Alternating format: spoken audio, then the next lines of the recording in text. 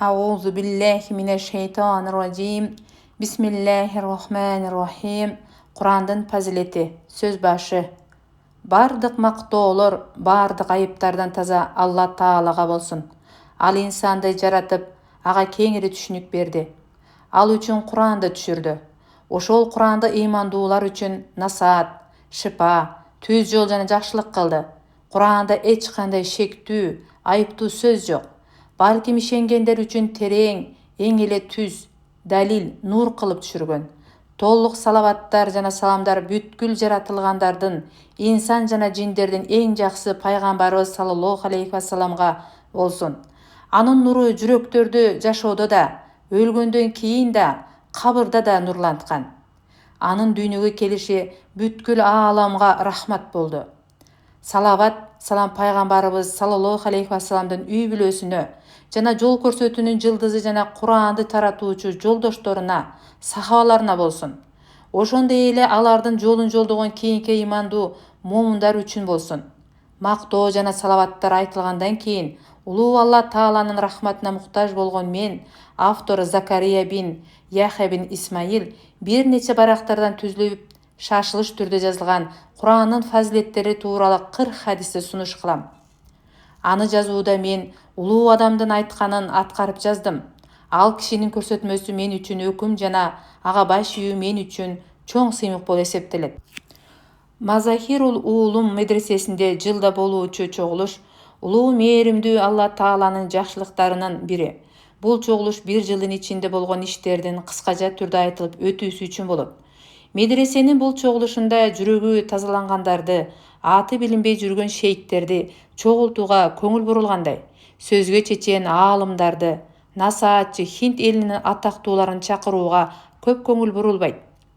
Ошондой заман өтүп кетсе дагы Худжатул Ислам Мавлана Мухаммад Касим Нанотви рахматуллоху алейхи жана Кутбул Иршад Мавлана Рашид Ахмад Ганхохи рахматуллоху алейхи буларды чогулушта болуусу чогулушка келгендердин жүрөктөрүн нурлантчу.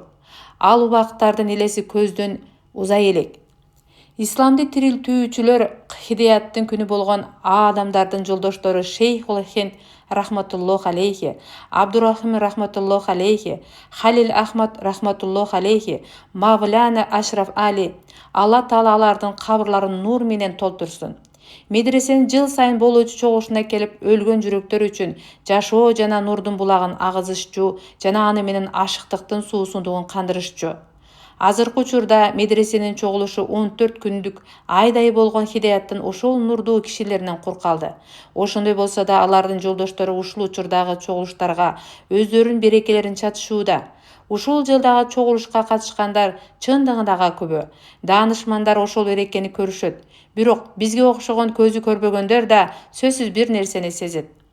Медресенин жылдык чогулушуна эгер кимдир бирөө таасири күчтүү баяндарды жана эң жакшы сөздөрдү чын жүрөктөн угуу үчүн келе турган болсо, анда анын даарага суусаган жүрөгү кубанычка бөлүнүп кайтат.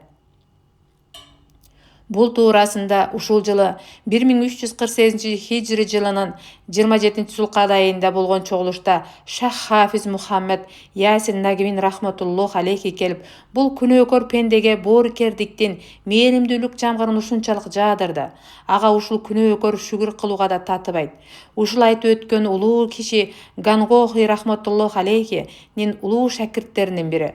Анын берекелүү, нурдуу, эң сонун сыфаттары айтып кетүүнүн зарылчылыгы жок. Чогулуш бүткөн соң ал аты аталган киши үйүнө келип, Куранын фазилети тууралуу 40 хадис чогултууга жана анын котормосу менен биргеликте өзүнү жөнөтүүгө катар кылуу өкүм берди.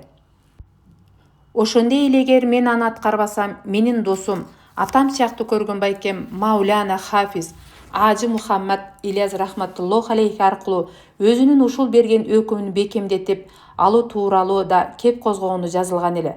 Мындайча айтканда, бул ишти мендей күнөөкөргө гана кылдырмакчы.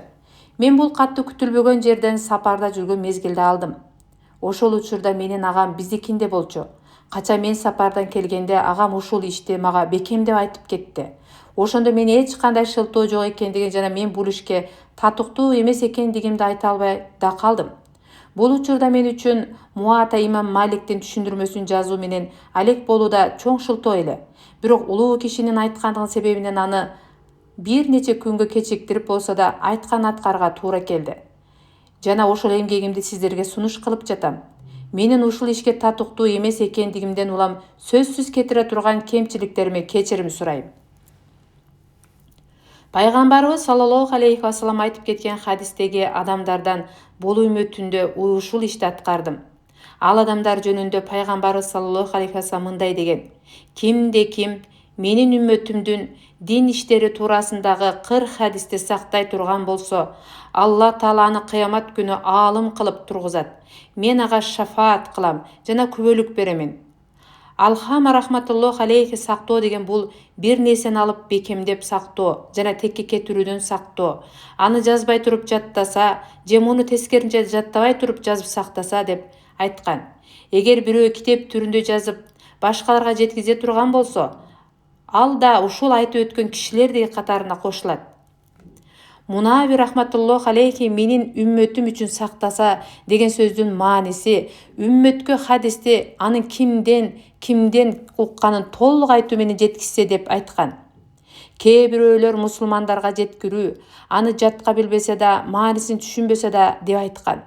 Ошондой эле хадис деп ал сахих болсун же хасан, же болсо кичине эле жетишпестик жагы болсун, фазаилдагы амал кылуу дурус. Аллаху акбар. Исламда канчалык жеңилдик бар. Таң калыштуусу уламалар ушул жерде да өтө терең нерсени айтып кеткен. Алла Таала мага да силерге да толук ислам берсин. Бул жерде дагы бир нерсени эскертип кетүү зарыл. Мен хадистин кайсыл жерден алынганын жазганда Мишкат, Танхих Урват, Миркат, Ихюл Улум шархы жана Мунзири рахматуллах алейхин Таргиб деген китебинен таянып жазгам. Көбүнчө ушуларды хадистен жазгам. Ошондуктан айтылган китептердин кайсыл бетинде экенин жазганым жок. Алардан башка китептен алынса, аны да жазгам. Ошондой эле окуган учурда анын адебин сактоо да өтө зарыл. Максатка жетүүдөн мурда Куран окуунун адебинде жазып кетүүнү туура деп таптым. Акын айткан: адепсиз пенде Алланын мээриминен кур калат. Кыскача айтканда, Куран Алла Тааланын сөзү, сүйкүмдүү тараптан болгон сөз. Кимдин башынан сүйүү өткөн болсо, ал сүйкүмдүүнүн ката тууралуу билет. Анын сөздөрү жана жазган каты жүрөгүн жаралаган адам кайсыл абалда болот? Ошону менен биргеликте ага болгон махабаты, ашыктык мамилеси болот жана болуусу керек. Ал махабат чегинен, мыйзамынан да өтүп кетет.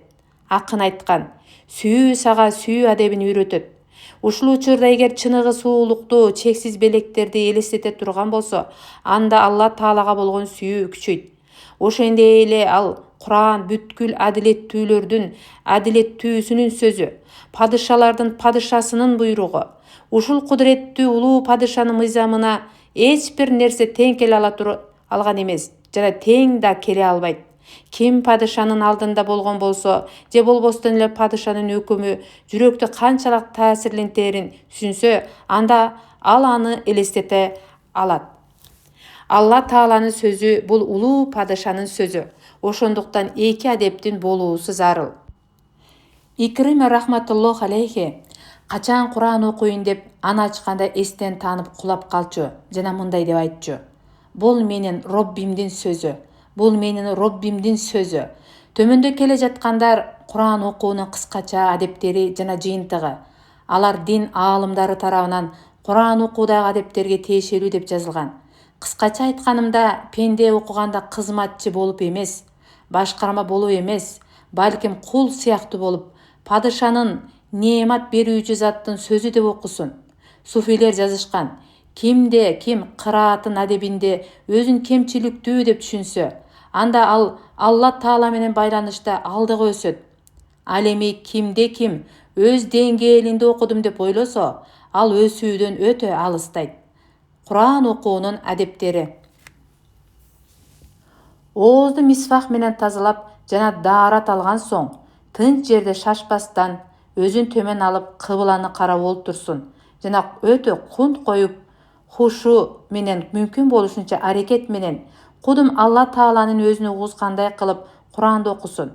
Эгер маанисин түшүнсө, ой жүгүртүп, Алла Таала боорукерге убада кылган жерде кечиримин жана боорукерлигин сурап дуа кылсын.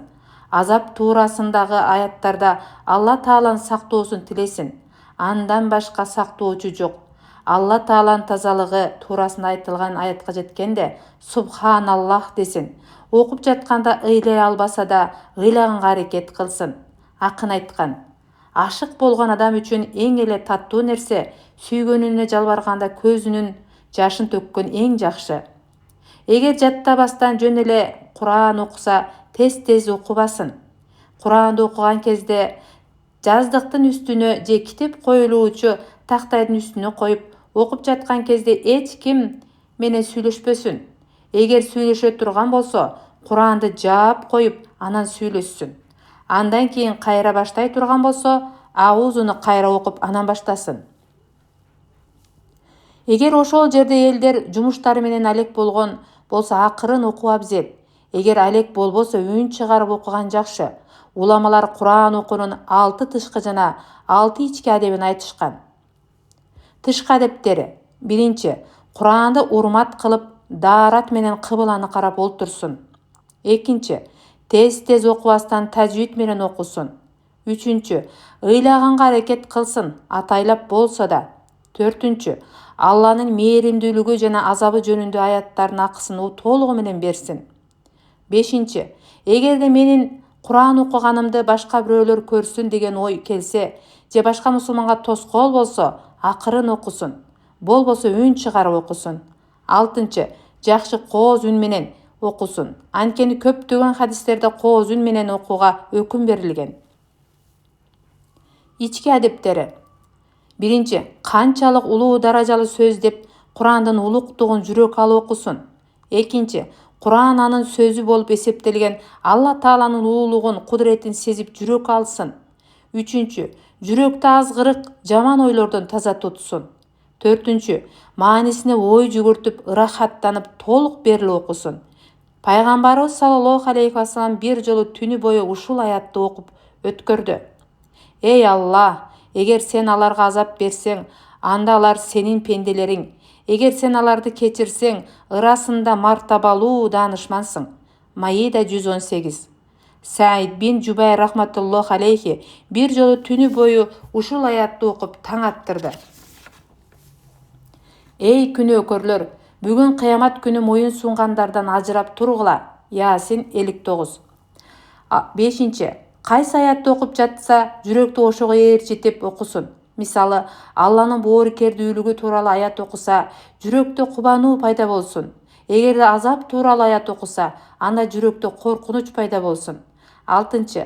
Алла Таала өзү окуп жатканын уккандай, окулуп жаткан Куранга өтө берилип, кулак төшө окусун. Алла Таала өзүнүн мээрими жана боорукердиги менен ушул адептерди сактап, Куран окууга мага да, сиздерге да мүмкүнчүлүк берсин. Маселе: намаз окуй ала турганчалык Куран жаттоо ар бир мусулманга фарз. Бүткүл Куранды жаттоо фарз кифая. Эгер бир дагы мусулман Куранды жаттабаса, анда бардык мусулмандар күнөөкөр болот. Заркаши рахматуллаху алейхин айтканын Мулла Али Кары рахматуллаху алейхи айтып кеткен. Кайсыл шаар же айылда Куран окуучу адам болбой турган болсо, анда ошол жердеги бардык жашоочулар күнөөкөр болушат.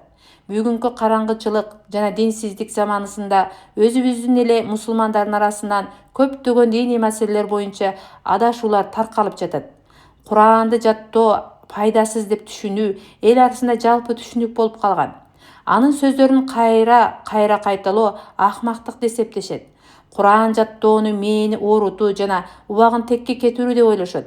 Эгер биздин динсиздигибиз ушундай оору болсо, анда ал нерсени дагы толуктап кененирээк жазуу керек.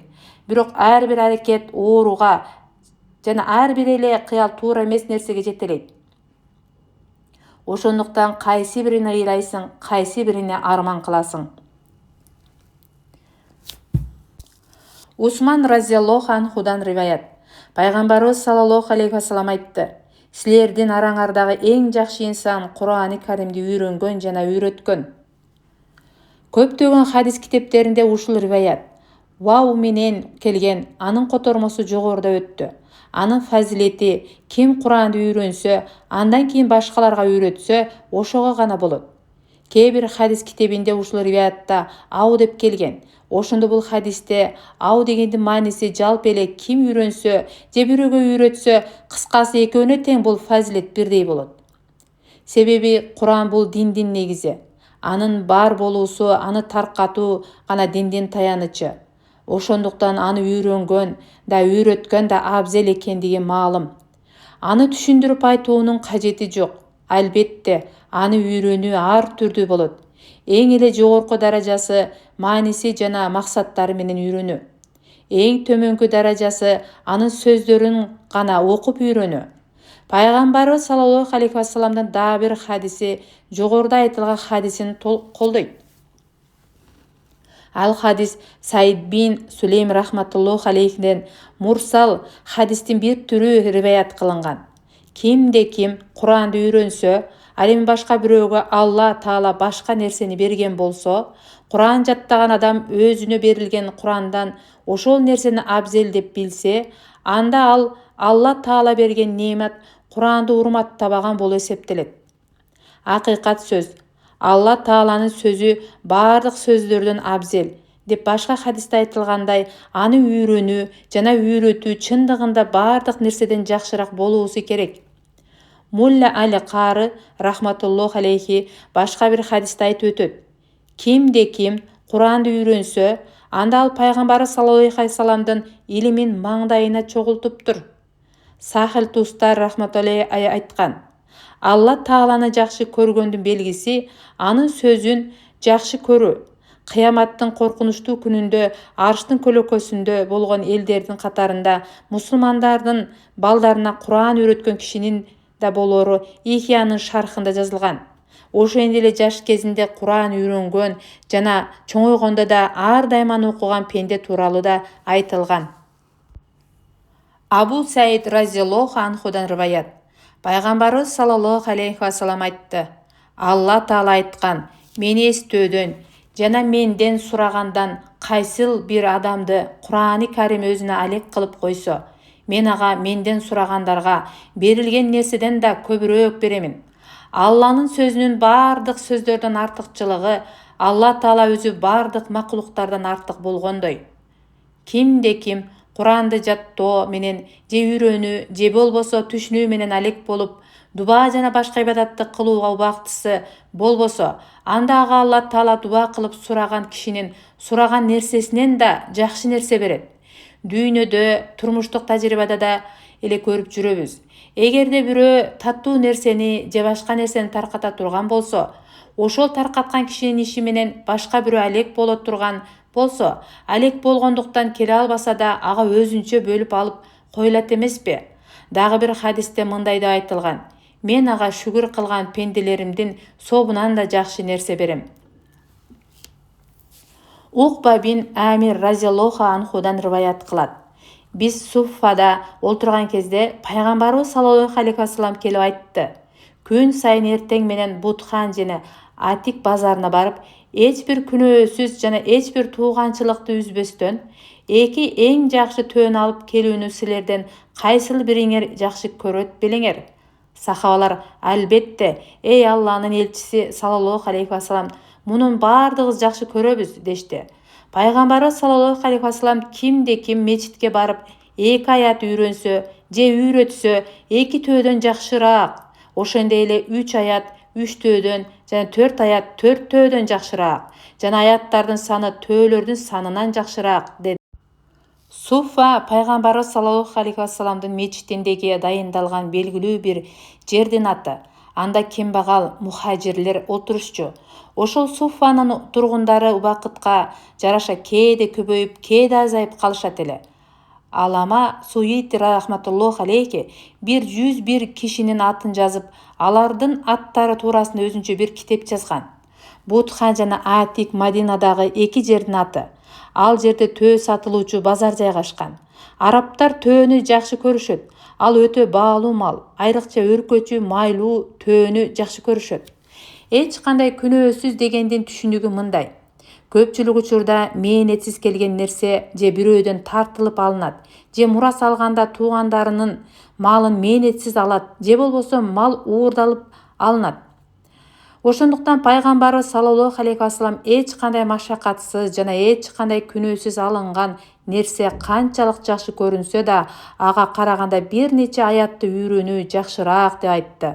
Чындыгында эки төө эле эмес 7 кабат жердин падышачылыгы бирөөгө бериле турган болсо, бүгүн болбосо да эртең өлүм келгенде андан мажбурлап ажыратылат.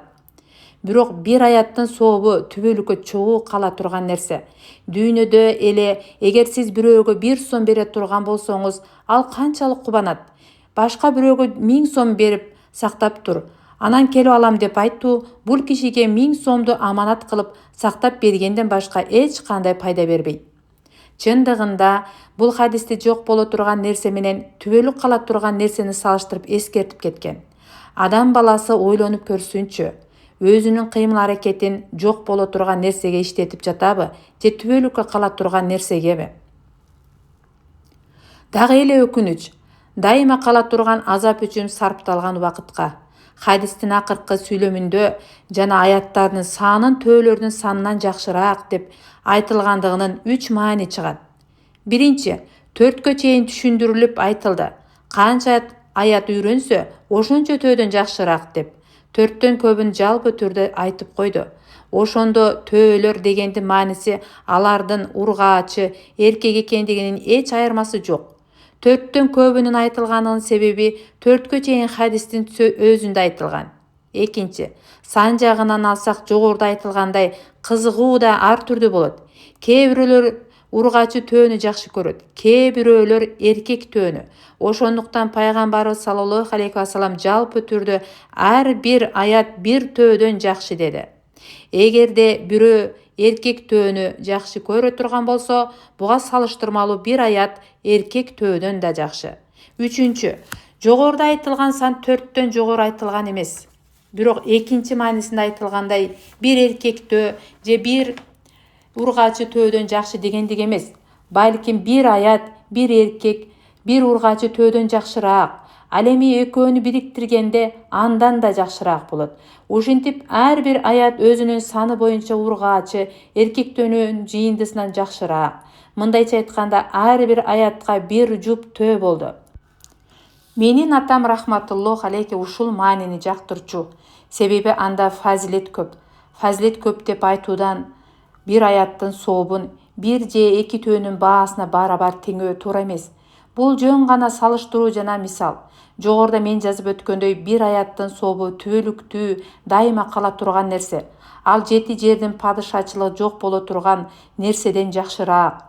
Мулла Али Кари рахматуллах алейхи жазып кеткен. Бир шейх ажылык сапарында жүрүп, кемеде түшкөндөн кийин анын соодагер тааныштары анын келип ошол жерде болгондугунун берекесинен байлыкта береке болсун үчүн жана шейхтин кээ бир кызматкерлерине сооданын пайдасынан берүү максатында Жидда шаарына келип кетүүсүн суранышты.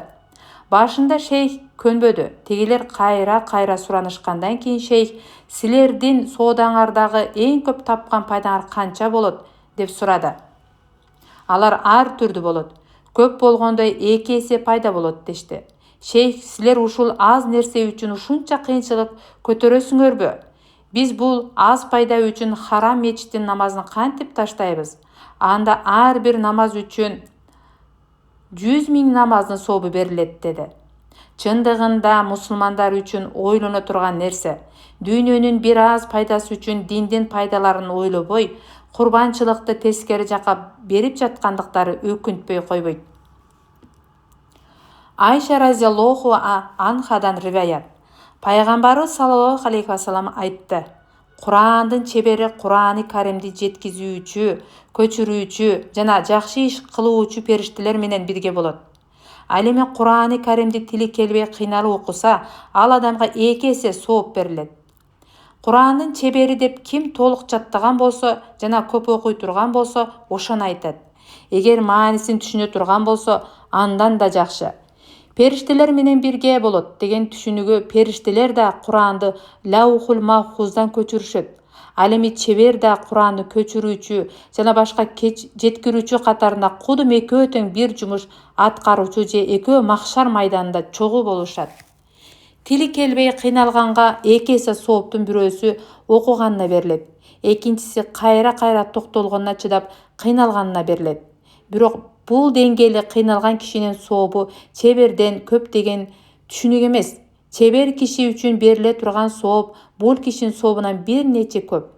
Өзгөчө анын периштелер менен бирге болуусу айтылган.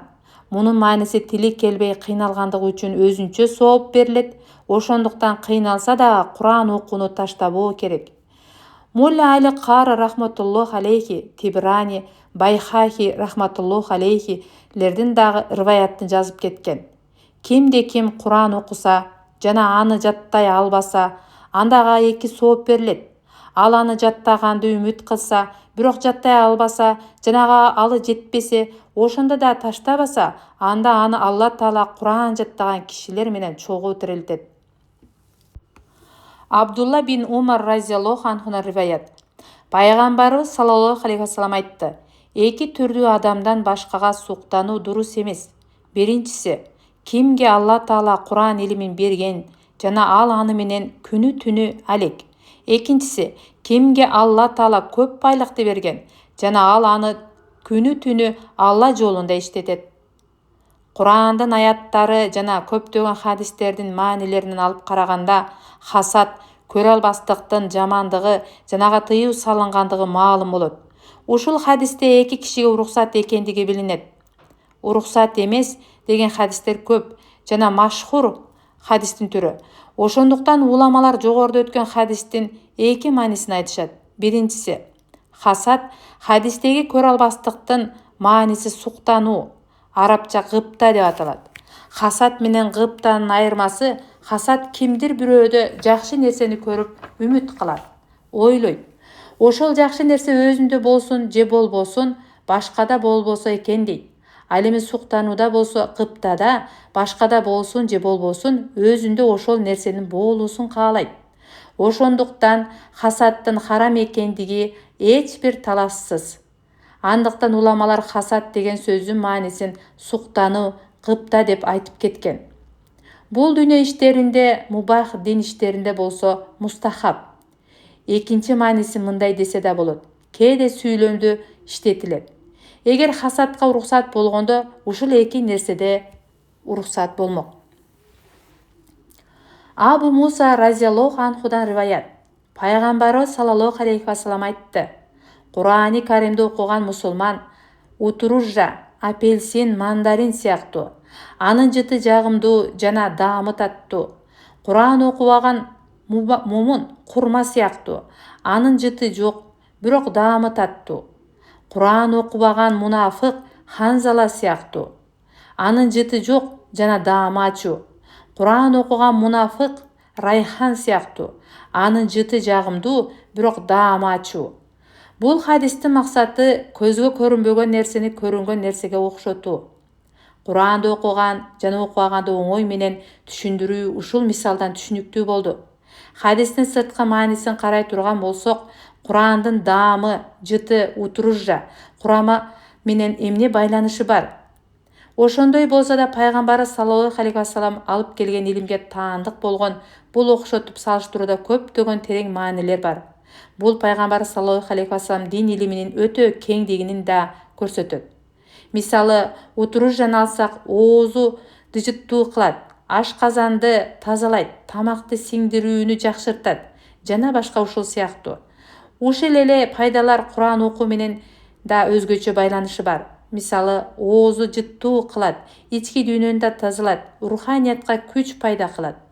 Ушулар жогоруда айтылган пайдалар менен өтө окшоштугу бар. Утружанын дагы бир өзгөчөлүгү айтылат. Кайсыл үйдө утружа болсо, ал жерге жин бара албайт. Эгер ушул чын болсо, анда Куран менен өзгөчө окшоштугу бар. Мен кээ бир дарыгерлерден укканмын. Утружадан мээнин эске тутуусу күчөйт. Али карамаллоху важхахудан Ихияда жазып кеткен 3 нерсе эске тутуу сезимин көбөйтөт. Биринчиси мисфак, экинчиси орозо, үчүнчүсү Куранды окуу.